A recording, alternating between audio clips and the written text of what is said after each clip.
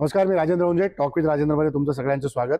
कल्याण डोंबिवलीतल्या अनेक उमेदवारांच्या तुम्ही मुलाखती ऐकल्या असतील, पण या मुलाखती केवळ राजकीय अंगाने प्रेरित असलेल्या दिसल्या तुम्हाला. पण टॉक विथ राजेंद्रमध्ये केवळ राजकारण चालणार नाही, तर राजकारणाबरोबर या शहरातलं वास्तव नेमकं काय हेही मांडण्याचा आम्ही प्रयत्न करणार आहोत. मग समस्या रस्त्यांच्या असतील, समस्या आरोग्याच्या असतील, समस्या इतर कुठल्या घाणीच्या साम्राज्याच्या असतील, रस्त्यावर पडलेल्या कचऱ्याच्या असतील, इथपासून ते तुमच्या कर्तव्यापर्यंत सगळ्या गोष्टींच्या असतील. याबद्दल मी आज पोहोचलोय विद्यानिकेतन शाळेमध्ये विवेक पंडित सरांकडे. कारण विवेक पंडित सरांची ओळख ही मुळात एक कट्टर डोंबिवलीकर आणि तुम्हाला तुमचा आरसा दाखवून देण्याचं काम करणारे सर अशी म्हणून पण आहे. विद्यार्थ्याला जेवढी शिस्त ते लावतात तेवढी शिस्त समाजातल्या प्रत्येक व्यक्तीला लावण्याचा त्यांचा प्रयत्न असतो. आणि त्यामुळेच राजकारण्यांपासून ते विद्यार्थ्यांपर्यंत सगळ्यांनाच तुमची छडी गरजेची वाटते. त्यामुळे स्वागत सर तुमचं टॉक विथ राजेंद्रमध्ये. कल्याण डोंबिवलीतल्या या निवडणुका आपण बघतोय आता. गेली काही दिवस म्हणजे 2 तारखेपर्यंत अर्ज माघारीच्या दिवसापर्यंत असं चित्र होतं. आज काय झालं, माझा उमेदवार बिनविरोध आला, उद्या काय झालं, तुमचा उमेदवार बिनविरोध आला. या बिनविरोध निवडणुकीकडे तुम्ही कसं बघताय की एकदम 20 उमेदवार बिनविरोध निघतात? हे लोकशाहीला धरून चाललेल्या गोष्टी दिसत आहेत तुम्हाला, का काय वेगळं वाटतं चित्र?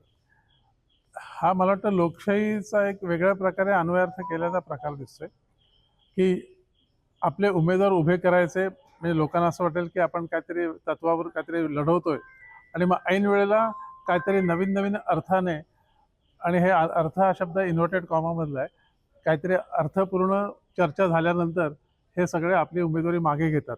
आणि ह्याच्यामध्ये लोकशाहीचा अपमान अशासाठी होतोय की लोकांना काय तुम्ही पर्याय देतच नाही आहेत ना, की जो पक्ष ठरवेल की ह्यालाच तुम्ही मत द्या की हाच माणूस तुमच्या लायकीचा आहे किंवा हाच माणूस तुमचा उद्धार करेल, अशा प्रकारे एकंदर पक्षाचं सगळं चाललेलं आहे. ही लोकशाही नाही आहे ना.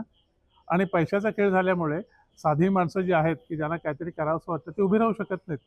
माझ्या मते डॉक्टर बाबासाहेबांसारखा अतिशय महान व्यक्ती देखील एकदा पराभूत झाले होते. अण्णा हजारे मला मागे एकदा म्हणाले होते इथे आले तर की मी उभा राहिलो तर निवडून येणार नाही, कारण माझ्याकडे पैसा नाही आहे. आणि आज हा सगळा पैशाचा खेळ चाललेला आहे. लोकशाही वगैरे सगळं आता बासनात गुंडाळण्याची वेळ हळूहळू सुरू झालेली दिसते. सर, नेहमीच तुम्ही अशा काही वेगवेगळ्या मुद्द्यांवरती शाळेच्या बस जेव्हा विद्यार्थ्यांना घ्यायला शहरामध्ये जातात त्याच्या पाठीमागे तुम्ही बॅनर लावता. त्याच्यातून काहीतरी एक मोठा संदेश देण्याचं तुम्ही काम करता आणि त्याच्यातून दिसतं स्पष्टपणे की हे चूक होतीये, हे काहीतरी चुकीचं घडतंय. हे वास्तववादी चित्र लावण्यामागचं मुख्य कारण काय? काय शाळेमध्ये मुलं येतात, त्यांच्यावर संस्कार व्हायला पाहिजे, शिस्त लावायला पाहिजे, हे सगळं ठीक असताना त्यांचे जे आई वडील आहेत ह्या आई वडिलांना देखील काहीतरी शिस्त किंवा समाजाची आपली जी बांधिलकी आहे त्याबद्दल काहीतरी करायला नको? बरोबर आहे की डोंबिवली थोडं मोठं एक लॉजिंग बोर्डिंग सारखं शहर होत चाललेलं आहे. सकाळी जाणार ट्रेनने, संध्याकाळी येणार, आणि ह्याच्यामध्ये जो प्रकार असतो, जो गोंधळ शहरात चालू असतो, त्याला आपण काही जबाबदार नसतो असं लोक वागत असतात. आणि ह्या सगळ्या कुंभकर्णांना जागा करण्यासाठी काहीतरी एक टोचणी पाहिजे. आणि ह्याच्यासाठी म्हणून नुसतं मुलांना नव्हे तर समाजाला देखील थोडंसं जागरूक करण्यासाठी, सुशिक्षित म्हणण्यापेक्षा सुसंस्कृत करण्यासाठी हे सगळे बोर्ड आम्ही जे बॅनर लावतो त्याच्या मागचं कारण हेच असतं. काही जण ते टोचतात.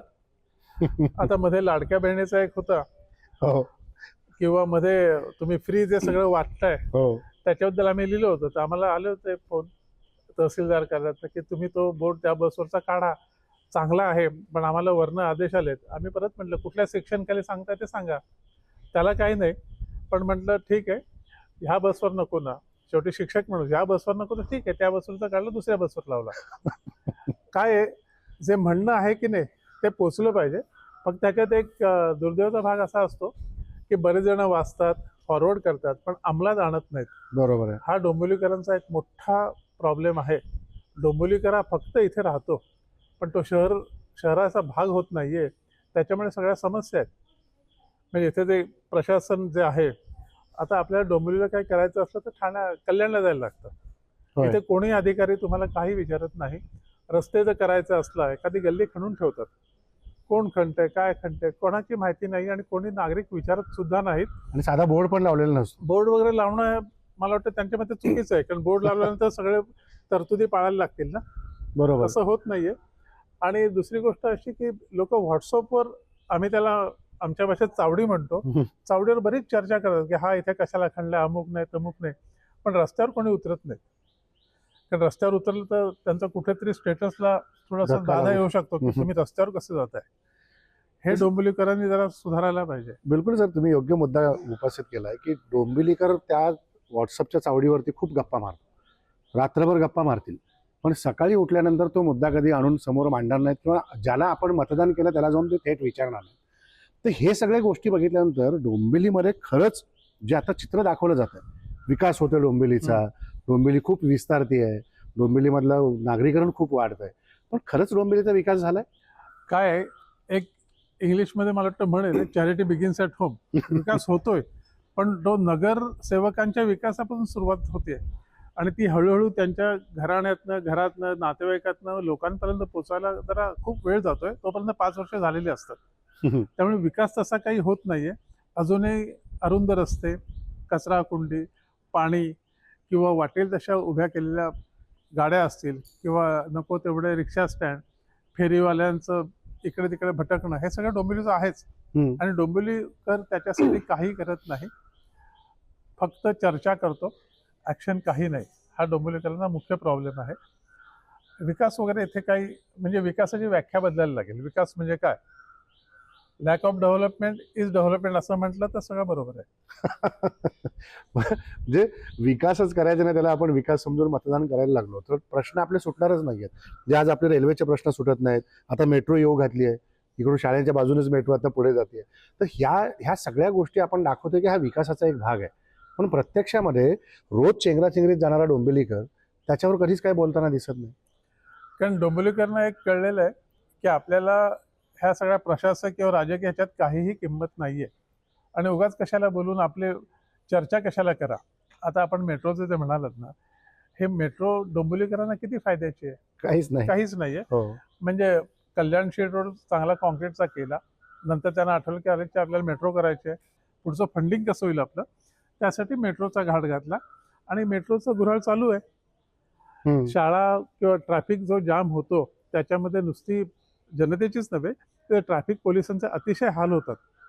कारण आपल्याकडे बऱ्याचशा किमती गाड्या ह्या राजकीय मंडळींच्याच असतात आणि जेवढी गाडी किमती तेवढा इगो मोठा असतो. त्यामुळे हा सगळ्यांना त्रास होतोय. पण सर याच्यात एक हा त्रास तर निश्चितपणे तो थांबणारा नाहीये, तो अजूनही काही दिवस चालत राहील. लोकांचा जो जन आंदोलनाचा रेटा जो असायला हवा तो काही दिसत नाही, तो विरला गेलाय.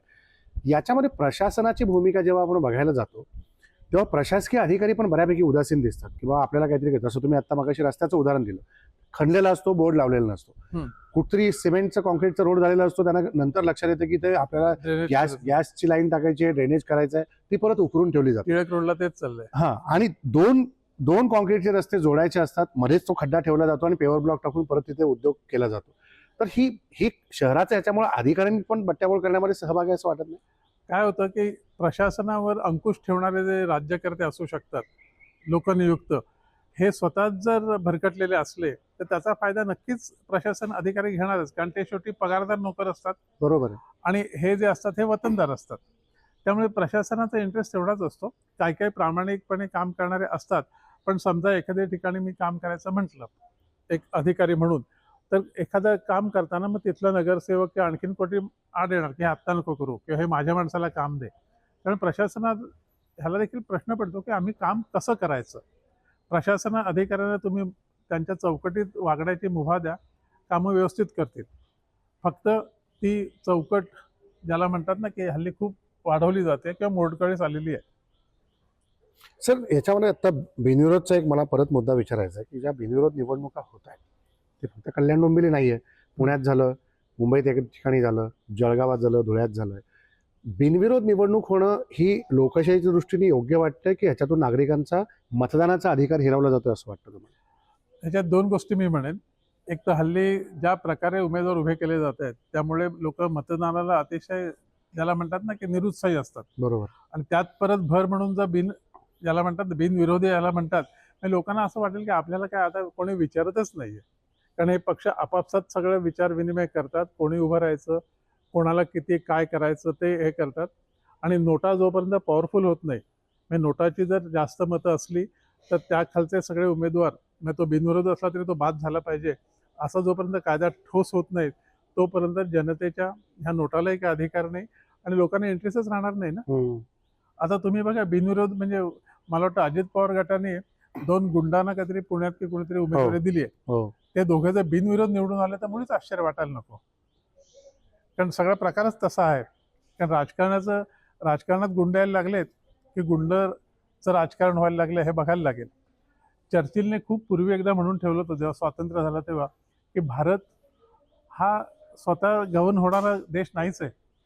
ह्याच्यामध्ये एकमेकाला लुबाडायची खूपच प्रवृत्ती आहे. आणि मला वाटतं दुर्दैवाने 75-76 वर्षानंतर चर्चिल भाऊने जे काय सांगितलेलं होतं ना, ते आता सत्य त्याला होतं. थोडं थोडं दिसायला लागलेलं आहे. सर एक शेवटचा प्रश्न तुम्हाला विचारतो की शाळा आहे म्हणून शाळा म्हटलं की शिक्षकांवरती वेगवेगळ्या जबाबदाऱ्या सरकार टाकतं. अमुक याचा सर्वे करायचा आहे, मतदानाची नोंद करायची आहे, कोविडच्या काळामध्ये पण आपण त्या गोष्टी बघितल्या. आत्ता मला नवीन गोष्ट अशी कळली आहे की रस्त्यावर जे भटके कुत्रे फिरत आहेत त्याच्यावर कोर्टात पण मध्ये जोरदार चर्चा झाली. आता भटके कुत्री मोजायची आणि ती मोजून त्याचा अहवाल द्यायचं पण काम शिक्षकांना दिलं गेलं. काय झालंय महाराष्ट्रात तरी शिक्षक म्हणजे कोणी नाही ते शिक्षक आहे. म्हणजे त्या 52 पत्त्यामध्येचा जोकर असतो ना, त्याला कुठेही टाका तो ते काम करायला पाहिजे असं असतं. भटक्या कुत्र्यांचं आहे. नागपूरला आलं होतं की भटके कुत्र्यांचे सर्वेक्षण करा. आणि आता मला वाटतं आपल्या सरकारने सांगितलं की शाळेच्या आवारात किंवा परिसरात भटकी कुत्री असतील त्यांना हटवण्याची जबाबदारी शिक्षकांची आहे. म्हणजे ती शिक्षकांची जबाबदारी भटकी कुत्री पळवून लावायची आहेत. त्याच्यानंतर सर्वेक्षण घ्यायचं आहे, जनगणना करायचे आहेत, किती शाळाबाहेर मुलं आहेत, ही सगळी कामं करत आणि त्या सगळ्याचे फोटो टाकत जर जमलं तर वर्गात जाऊन शिकवायचं आहे. त्यांचं शिकणं आणि शिकवणं दोन्ही अतिशय उत्तम हवं ह्याच्यासाठी त्यांनी आपल्या सुट्ट्या देखील कॉम्प्रोमाइज करायला पाहिजेत. आणि सगळं राष्ट्रीय कर्तव्य म्हणून मायबाप सरकारची आज्ञा ही पाळायची असा एकंदर दिसतोय फतवा. जे सरकारचं धोरण कुठं स्थिर दिसत नाही आणि राबवायचं काय याची प्रक्रिया त्यांना कुठेतरी स्पष्ट कळत नाही आहे. त्यामुळे दिशाहीन गोष्टी वावरताना दिसतात या सगळ्या यंत्रणेमध्ये.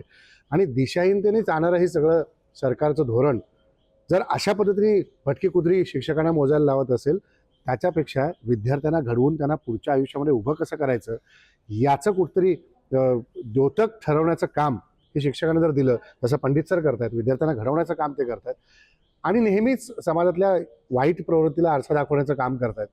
ही गोष्ट प्रत्येक नागरिकांनी आपण आपल्याला सजग म्हणून घेत असू, मला मतदानाचा अधिकार आहे आणि लोकशाहीमध्ये माझं पवित्र कर्तव्य आहे असं आपण जर गप्पा मारत असू तर ह्या गप्पा वल्गना होऊ नयेत. त्या प्रत्यक्षात कृतीमध्ये आल्या तर तुमचा आणि आमचा विकास फक्त कोर्टपुरता राहणार नाही, तो रस्त्यावर जाताना दिसेल.